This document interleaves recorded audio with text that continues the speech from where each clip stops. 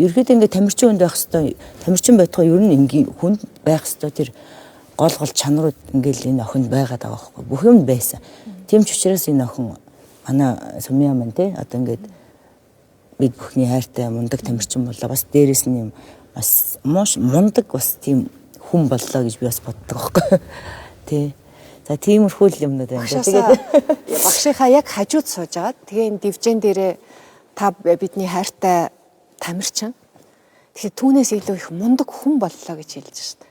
Энээс илүү одоо сайн сайхан юм байх юм уу? Тэгээ багш чи одоо намайг нэг магтаад идэггүй.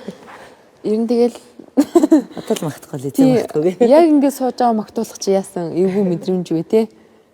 Ер нь миний хамгийн хүндэлж явдаг юу байхгүй шам маань байхгүй хайрладаг гэхдээ хамгийн бас хүндэлдэг. Ягаад тэгэхээр хүн бол мэдээж амжилт гаргана тамирчин бид нэр мэдээж бахарх нь одоо тий ур чадвараар нь бахарх нь тэрнээс гадна хүнд хамгийн чухал юм юу вэ гэхээр одоо ер нь тамирчин багтаа бол би амжилт л гэж боддог байсан. Багш багтаа ч гэсэн одоо ингээл ботхоор энэ хүн намайг өөрчилж байгаа байхгүй.